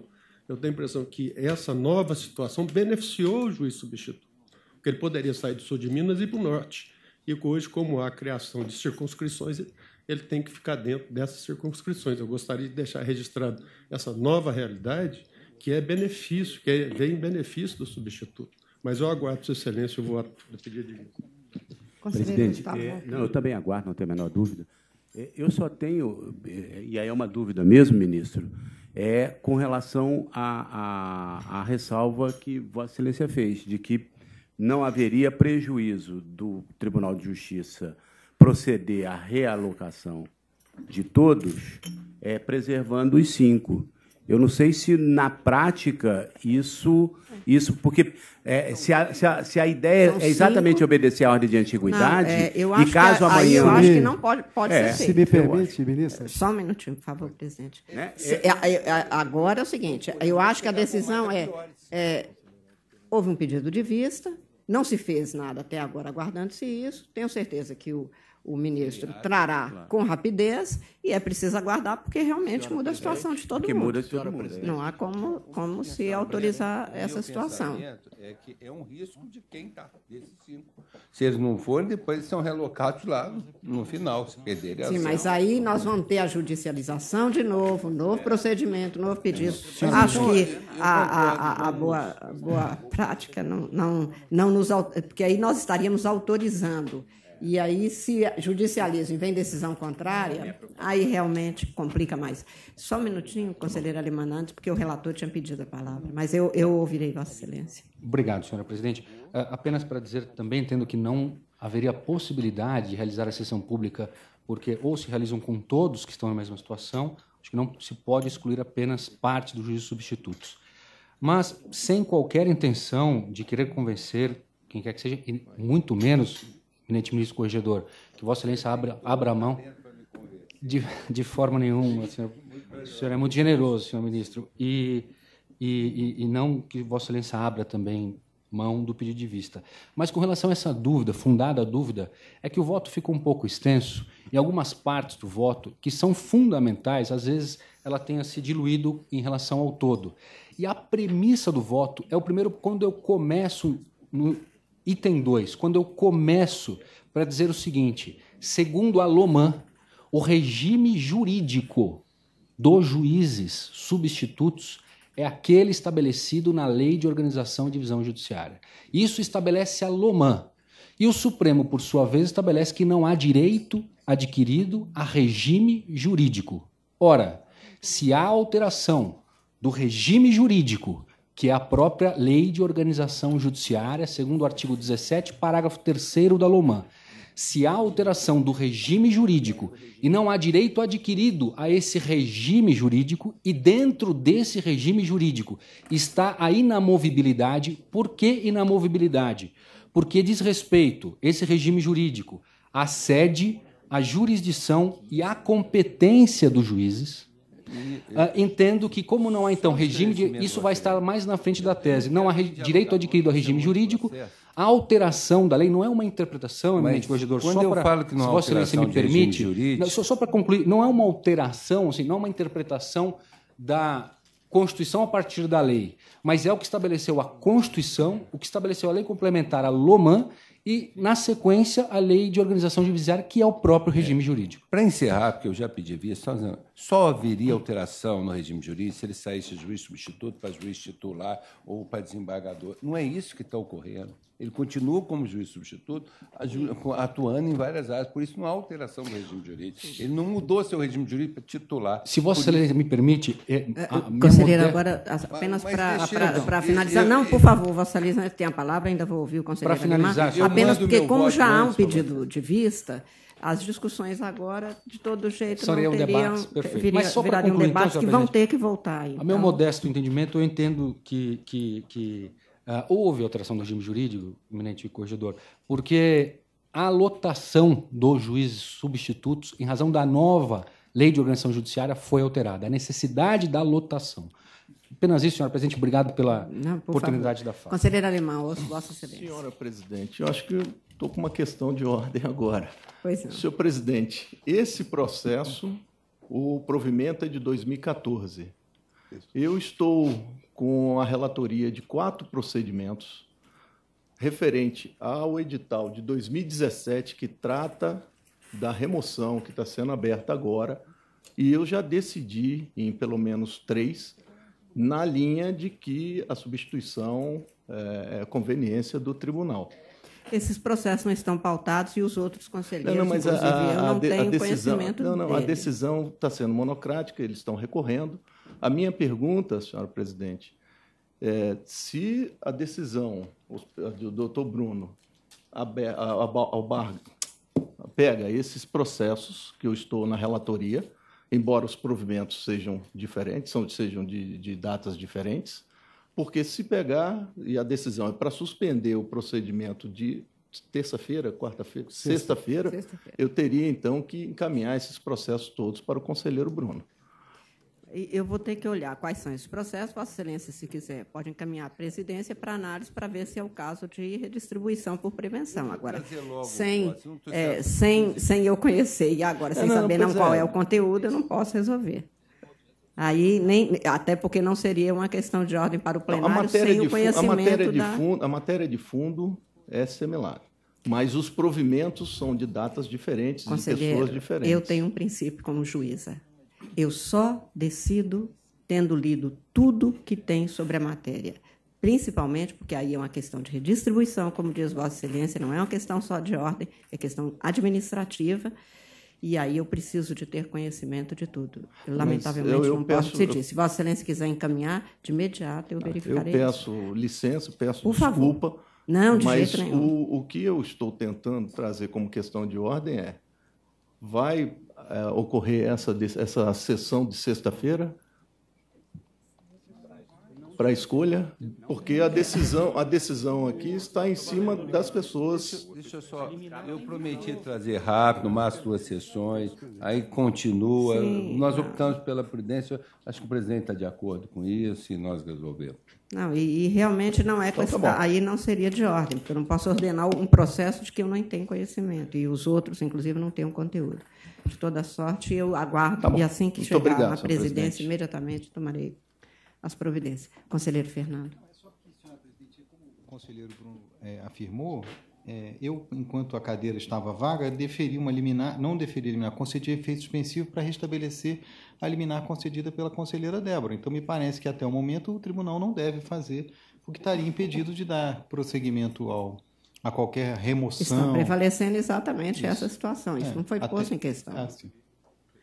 Pois não. Agradeço ao presidente e, então, proclamo o resultado provisório. Após o voto do ministro, do conselheiro relator, que provia parcialmente, nos termos do seu voto, o recurso, pediu vista antecipada o ministro corregedor, conselheiro Noronha. Aguardo os demais. Conselheiro Arnaldo Rossepian. Da relatoria de Vossa Excelência, apregou para ratificação de liminar o procedimento de controle administrativo 2224-42, que é o item 7 da pauta do índice, sendo requerente Felipe Uriel Felipeto Malta e requerido o Tribunal de Justiça do Rio Grande do Sul, tendo-se nas anotações, em decisão de 30 de março deste ano, determina ao Tribunal de Justiça do Estado do Rio Grande do Sul que reconheça o direito à pontuação dos candidatos que apresentaram comprovação da prática de 10 anos de atividade notarial ou de registro, independentemente de ter se bacharelado neste período, respeitadas as regras estabelecidas no parágrafo 1º do item 13.1. Vossa Excelência tem a palavra, conselheiro. Senhora Presidente, senhor corregedor, senhores conselheiros. Trata-se de procedimento de controle administrativo com pedido liminar interposto por Felipe Uriel Felipeto Malta, em face da Comissão Examinadora do Concurso para Ingresso na Atividade Notarial e de Registro do Tribunal de Justiça do Estado do Rio Grande do Sul. Assevera o requerente que, em reunião ocorrida na data de 22 de fevereiro de 2017, e também pela via do edital 1 de 2017, a comissão do concurso decidiu indeferir o pedido do requerente, qual seja o de obter pontuação com base no item 13.1, inciso 2º do edital, no tópico exercício de serviço notarial ou de registro por período mínimo de 10 anos, em razão do fato de ser bacharel em Direito, contrariando o entendimento firmado por esse colendo Conselho nos PCA aqui apontado. Afirma que a urgência decorre do fato que a comissão já publicou o edital 01/2017 para a nova apresentação de documentação com base no inciso 2º do referido artigo, mas se limitando aos não bacharéis em Direito, tendo como prazo limite para esta apresentação o dia 27 de março de 2017. Asseverou que o perículo em mora também se dá em virtude da fase avançada que se encontra o concurso, que caminha para a sua finalização, já que os demais pontos que possuem impugnação já foram decididos pelo Conselho Nacional de Justiça no âmbito do PCA 6147-47. Indeferido inicialmente o pedido liminar, foi determinada a intimação do Tribunal de Justiça do Estado do Rio Grande do Sul para apresentar informações, bem como a solicitada análise de prevenção ao gabinete do eminente conselheiro ministro Lélio Bentes. O Tribunal de Justiça apresentou informações em 20 de março de 2017 e o excelentíssimo conselheiro, ministro Lélio, se manifestou em 22 de março no sentido de não conhecer da prevenção suscitada. Em suas informações, o Tribunal de Justiça esclareceu que, relativo aos referidos itens do edital, em decisão colegiada do Conselho Nacional de Justiça, perante procedimento de controle administrativo 6147, assim consignou e determinou à comissão do concurso a interpretação relativa ao item 13.1, inciso 1º, o seguinte: o edital estabelece a exigência de que os títulos apresentados se refiram a funções privativas de bacharel em Direito. Resulta, portanto, inviável o deferimento de pontuação com base no referido item, em função de título correspondente à atividade diversa. Impositivo no particular, o reexame da pontuação conferida aos candidatos, a fim de que se guarde plena observância ao critério estabelecido no edital. Resulta impróprio, ainda esclarece o tribunal, o deferimento de pontuação pelo exercício de atividade não privativa de bacharel em Direito, com base no item 13.1, inciso 1º do edital, e de se determinar, portanto, que o tribunal reveja a pontuação conferida aos candidatos, seja computado o título de exercício das funções ali descritas, se privativas de bacharel em Direito. E, finalmente, a pontuação conferida aos candidatos relativamente ao item 13.1, inciso 1º do edital, seja computado como título o exercício das funções ali descritas, se privativas de bacharel em Direito.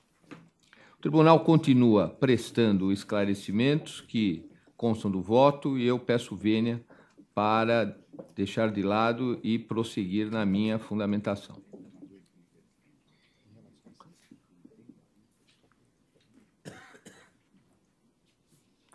Cuida-se de requerimento com pedido liminar para que este Conselho determine a comissão de concurso para outorga de delegação de serviços notariais e de registro do Estado do Rio Grande do Sul, que receba a documentação referente ao título contido no item 13.1, inciso 2º do referido edital, de todos os candidatos, independentemente de ser bacharel em Direito, atribuindo-se os pontos respectivos aos que comprovaram, quando da apresentação dos títulos, o exercício do serviço notarial e de registro, por um mínimo de 10 anos até a data da publicação do primeiro edital do concurso.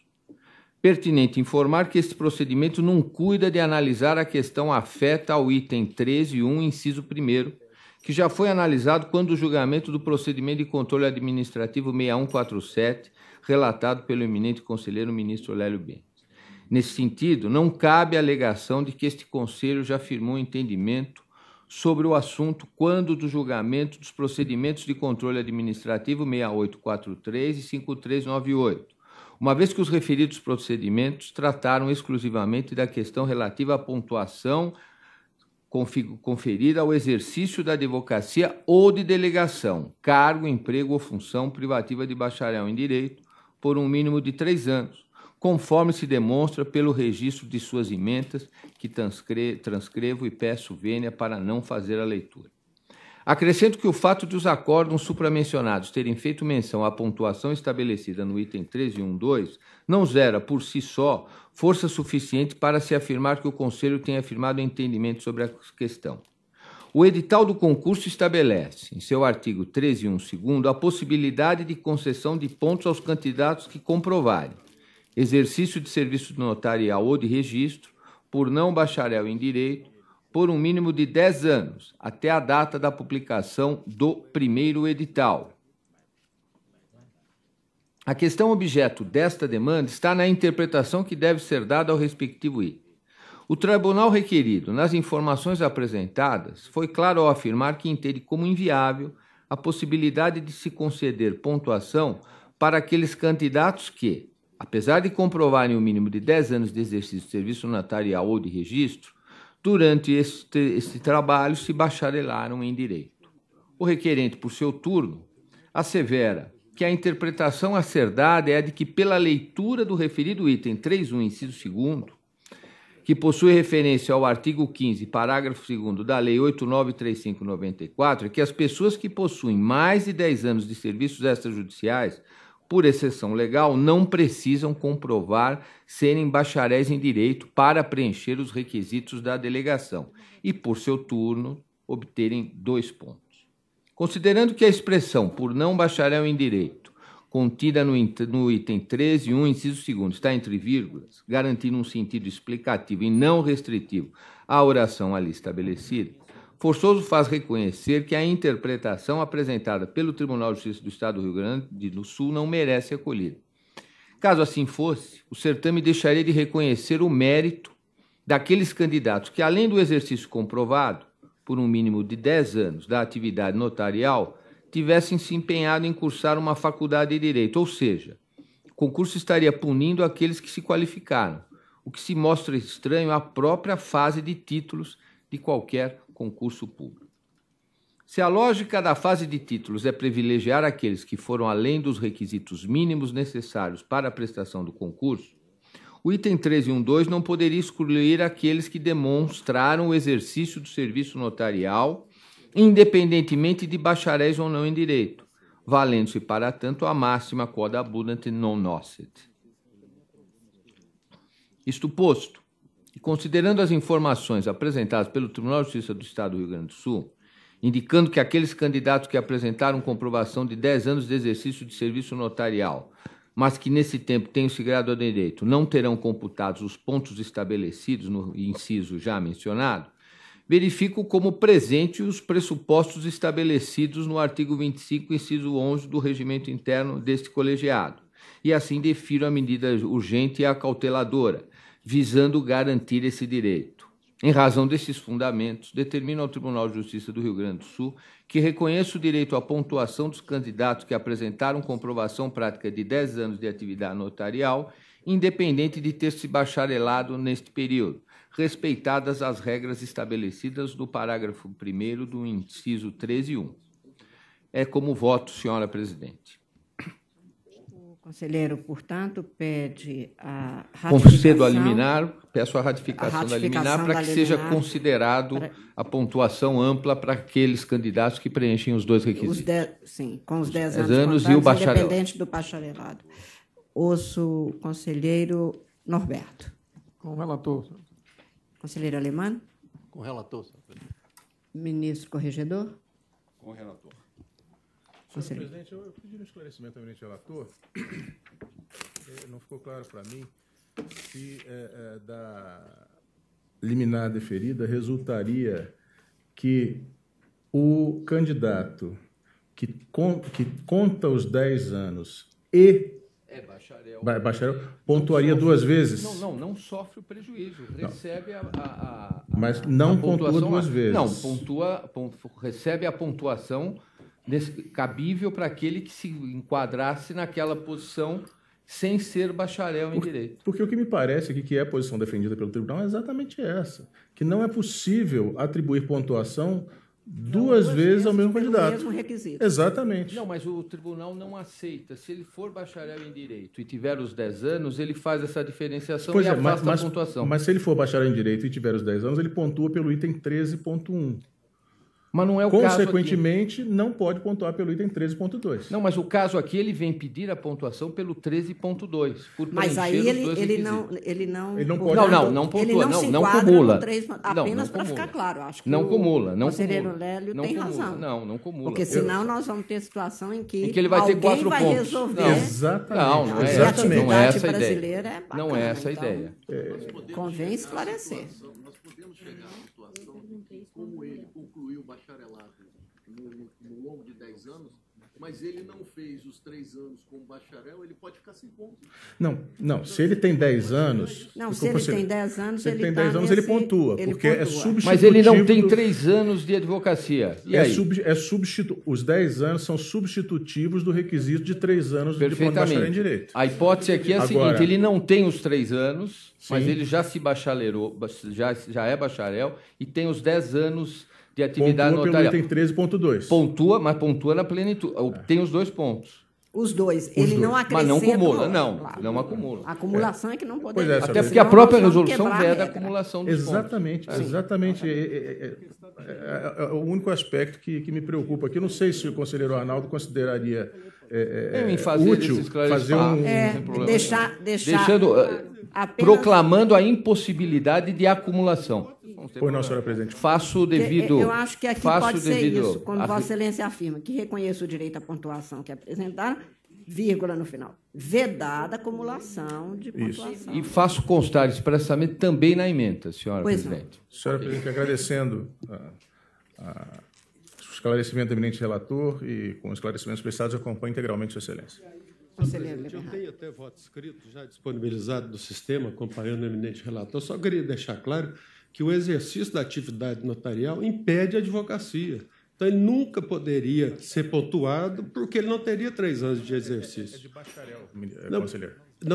Mas exige 3 anos de advocacia, não apenas de bacharel, de advocacia. Tanto você tem que pegar a certidão de pé de atividade para se ganhar a pontuação pela atividade de advocacia. E, nesse caso, não. O que o tribunal está falando é que os 10 anos de atividade notarial, que não precisa ser formado em direito, o que tiraria até a natureza jurídica do cargo, se a pessoa, eventualmente, nesse período, ela se forma em direito, ela perde o direito a essa pontuação, que data vênia, como Sua Excelência registrou no voto, é um rematado absurdo.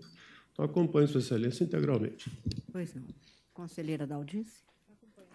Conselheiro Gustavo? Com o relator, presidente. Conselheiro Bruno. Senhora presidente, acompanho também, apenas fazendo menção e cumprimentando o eminente relator, porque na sessão anterior nós julgamos o caso do inciso 1, exatamente agora levantado pelo ministro Lélio, que afastamos a possibilidade do reconhecimento, exatamente porque naquela hipótese do inciso 1, a delegação deve ser privativa de bacharel em direito. Então, não se pontuaria no 1 em qualquer hipótese e acompanho o relator em pontuar pelo inciso 2. Pois não. Conselheiro Fernando? Conselheiro Carlos? Com o relator, senhor presidente. Conselheiro Rogério? Com o relator. Eu também me ponho de acordo com o relator e proclamo o resultado liminar retificado nos termos do voto do relator, que agora, portanto, vai acrescentar este esclarecimento que não altera o conteúdo. Agradeço a Vossa Excelência. Conselheira Daldice. O item 43 do índice, a revisão disciplinar 5993-29, sendo requerente Ariel Rocha Soares e requerido Tribunal de Justiça do Mato Grosso, Vossa Excelência tem a palavra para relatório e voto, porque não há qualquer pedido de manifestação. Obrigada, senhora presidente. Como Vossa Excelência já anunciou, trata-se de uma revisão disciplinar que aplicou a pena de demissão no processo administrativo e disciplinar. Basicamente, o requerente ele alega ter submetido a um flagrante pré-julgamento em processo disciplinar, eivado de vícios materiais e processuais que afetaram o seu exercício de ampla defesa, contraditório e devido processo legal. Exponho serem os fundamentos adotados pelo TJ contrário à evidência dos autos, comprometendo irremediavelmente a conclusão de procedência do PAD. Afirma que a decisão revisada incorreu em clara ofensa aos princípios da razoabilidade e da proporcionalidade, ao considerar como graves fatos desprovidos de mínimo potencial ofensivo. Sustenta que o acórdão proferido pelo TJ Mato Grosso contrariou o parágrafo 2º do artigo 23 da Resolução 135, por ser possível a aplicação para magistrado que se encontra em estágio probatório a possível aplicação de outras penalidades de natureza mais branda e não somente a pena de demissão, como considerou a decisão. Aduz não ter se ausentado injustificadamente do local de trabalho nos dias 9 e 16 de 2003, como constou no voto do relator. E traz considerações aqui sobre o debate da prova testemunhal e também alega que, quanto ao pedido de prisão preventiva apresentado no dia 9, o requerente informou que a petição foi levada à sua assessoria após ele haver deixado as dependências do fórum em virtude de seu estado de saúde e que o Ministério Público não seguiu o procedimento de protocolo do documento distribuidor com fundamento no provimento 40 da Corregedoria.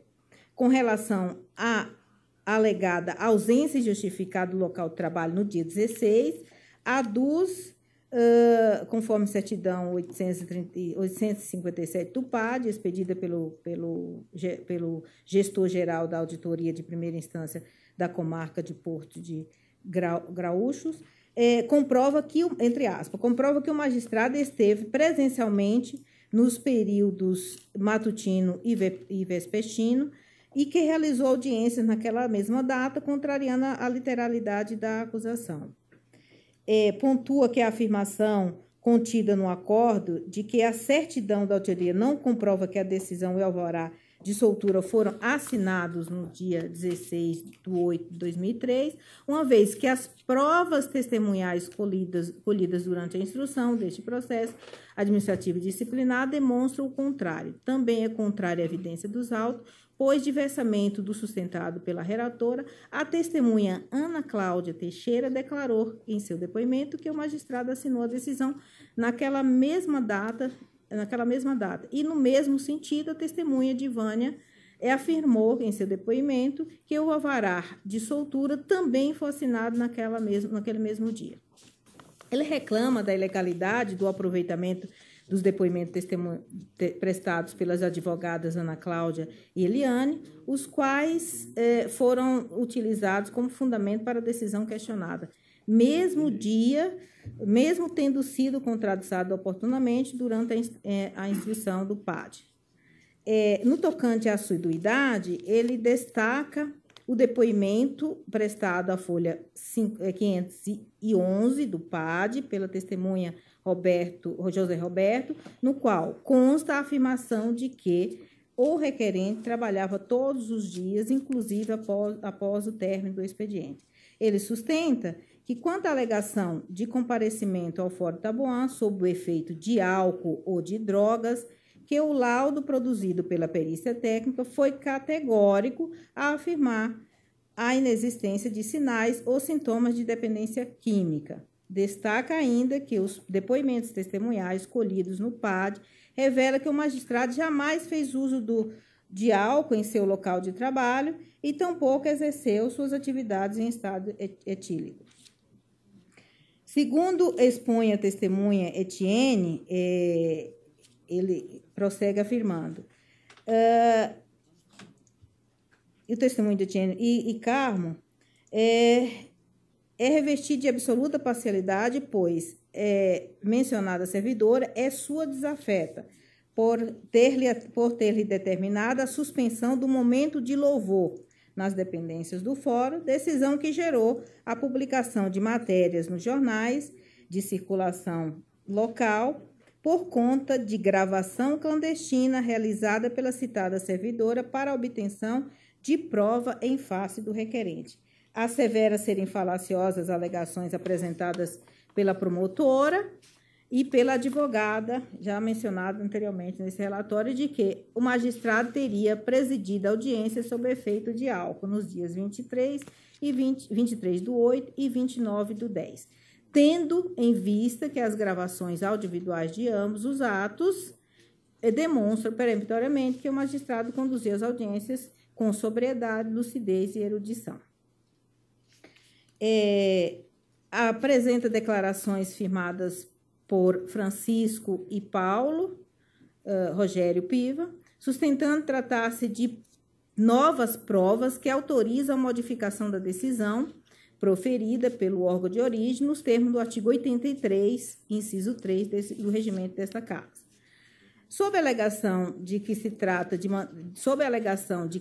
ter realizado manobras bruscas com seu veículo nos fundos do fórum, defende que a prova colhida nos autos demonstrou de forma cristalina que estava apenas testando seu veículo com absoluto controle em um terreno baldio situado nos fundos do fórum, que não era pátio e onde não havia trânsito de pedestre ou de automóveis sem oferecer risco a terceiros. Pondera que o episódio representou um fato isolado, ocorrido no momento em que o jovem magistrado encontrava-se em grave quadro de depressão, provocado pelo recente falecimento de sua genitora e por problemas decorrentes de sua mudança para a localidade no interior do Mato Grosso, bem como pelo trágico assassinato de sua namorada, a juíza Glauciane. Frisa que todos os depoimentos testemunhais citados no acórdão foram prestados por funcionários não concursados do Ministério Público e que estavam subordinados à mesma Procuradora de Justiça que ofertou a denúncia, de modo que, caracterizado com comprometimento dos depoimentos, antinatural parcialidade do órgão ao qual estão vinculados a título precário. No que se refere à alegada morosidade da prestação jurisdicional, informa haver sido designado pelo tribunal ao exercício cumulativo da função dos juízes de Itabapoã com o de Gaúchos, e manifesta a contrariedade às reiteradas recomendações do CNJ. Informa ainda que designado para a jurisdição a um só tempo, 3 municípios, viu-se obrigado a acumular também naquelas comarcas causas de competência da Justiça Federal e da Justiça do Trabalho, a despeito de estar no período probatório e sem contar com o mínimo de apoio desse tribunal. Defende, por outro lado, que mesmo atuando em comarcas distantes, conseguiu reconhecimento da alta produtividade de sentença. Apresenta, aqui ele tece comentários ainda sobre a produtividade, mas com relação a outro item, ele assevera que, passado por diversos eventos traumáticos durante o período de ingresso na magistratura, os quais conduziram ao quadro depressivo e ao uso nocivo de bebida, todavia, mesmo após a apresentação do laudo oficial, que confirmou a existência de sua patologia e que recomendou sua submissão ao acompanhamento psiquiátrico e psicoterápico, o magistrado não recebeu nenhum apoio institucional e o egrégio tribunal para tratamento de sua saúde e ainda foi punido com a aplicação da pena de demissão. Argumenta que, apesar do laudo oficial, por ser oficial ser inconclusivo quanto ao diagnóstico de alcoolismo, Em 26 de 6 de 2003, consultou-se com médico particular, o qual diagnosticou sua depressão, seu alcoolismo, ministrando-lhe medicação específica. Assim, entende que, conforme se infere das conclusões apostas no laudo oficial e no relatório de seu médico particular, foi acometido de doenças graves, assim reconhecida pela OMS, que exigem acompanhamento psiquiátrico e psicológico. Todavia, sustenta que o tribunal, em vez de oferecer apoio institucional e tratamento para a recuperação, preferiu estipá-los de seus quadros com pena de demissão. Eu faço aqui uma transcrição do mérito que ele requer, que é basicamente o que foi dito, e trago todo o passo a passo do tramitar do processo e também as alegações finais das partes, que pelo Ministério Público foi destacado que o Pleno realizou análise individualizada dos fatos ao magistrado e os considerou comprovados, e afirma não prosperar a alegação de que do magistrado de que a decisão do TJ tenha sido contrária à evidência dos autos e ato normativo do CNJ, em alegações finais de que, em relação às alegações finais de que o requerente sofre de alcoolismo e de que estaria em episódio depressivo moderado, abalado emocionalmente pela morte da mãe da mãe e da namorada, entende que não se constitui fatos novos por terem sido levados ao tribunal e devidamente apreciado ao longo do julgamento sensório. Explana que os debates realizados durante o julgamento registraram a não comprovação do alcoolismo do requerente pelo laudo oficial. Quanto à dosimetria da pena, mostra a ponderação do órgão censor acerca da gravidade de condutas perpetradas pelo requerente. Por fim, sustenta que o pedido revisional não se amolda ao fundamento do inciso 1 do regimento interno, razão pela qual manifesta pelo indeferimento. O requerente, por sua vez, apresenta razões finais, alegando ter o Ministério Público requerido a juntada de certidão de trânsito julgado do PAD e a posterior renovação do prazo para apresentação de razões finais, com o fim de obter prorrogação indevida do prazo, uma vez que a referida certidão já havia sido juntada aos autos, requer, em razão disso, o desentramento das razões do Ministério Público diante da ocorrência de preclusão. Ao final, ratifica os pleitos formulados. É o relatório, Excelência, de forma bem apressada e sucinta. Vossa Excelência... Eu tive que lê-lo porque eu já tinha, de certa forma, longo Não, Vossa processo. Excelência, portanto, prossegue. Obrigada. Eu só queria ponderar com Vossa Excelência, salvo uma surpresa, mas por tudo que eu conversei, está todo mundo de acordo. Está todo mundo de acordo. Eu também acho que... Mas, Vossa Excelência, até para os que nos assistem, quiser fazer só um resumo e a conclusão... No voto, até que eu estava rememorando já com o relatório, no voto eu posso resumir o seguinte... Esse é um jovem que foi para uma cidade bem pequena do interior, mas antes mesmo, na escola de formação, ele já teve problemas. Inclusive, teve um procedimento de não aprovação por conta de um e foi o processamento acabou empatado, os desembargadores que processaram, que ouviram e conduziram o procedimento, acabou desempatando o voto de Minerva. Então, na realidade, já entrou com essa situação, um mês na comarca, já teve uma ligação pela ouvidoria e está transcrito aqui no processo, e, afinal, o que ele trouxe foi muito bem analisado, o laudo pericial foi analisado, de forma, ou seja, o conjunto probatório foi adequadamente valorizado. O que há no processo é exatamente em desfavor do jovem juiz. Então, eu estou não acolhendo o pedido de revisão. Pois não. Se todos estão de acordo, proclamo o resultado. Revisão julgada Aliás, Vossa Excelência não está conhecendo na conclusão. Vossa Excelência não está conhecendo. Porque né, ela importaria em revolvimento de fato. Não tem. Então, Vossa Excelência não conhece a revisão. Não conheço. Embora eu tenha apreciado. Porque Vossa Excelência desenvolve todos os itens. Até para dizer não... que se eu fosse enfrentar tudo aquilo, eu estaria revolvendo a matéria fática. Pois não. Então, indago dos senhores conselheiros, não havendo divergência, proclamo o resultado, revisão não conhecida nos termos do voto da relatora. Finalmente, ainda chamo da relatoria do conselheiro Arnaldo Rocepião, o item 46 do índice, recurso administrativo no procedimento de controle 2391, sendo requerente Juraci José da Silva e requerido o Tribunal de Justiça do Estado do Espírito Santo. Presidente. Pois não.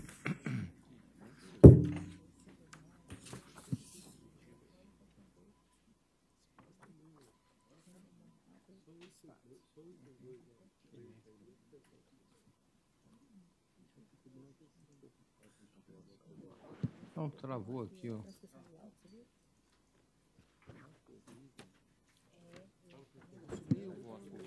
O 43, né, de Paulo? A emenda está muito explicativa. Precisa ler o voto.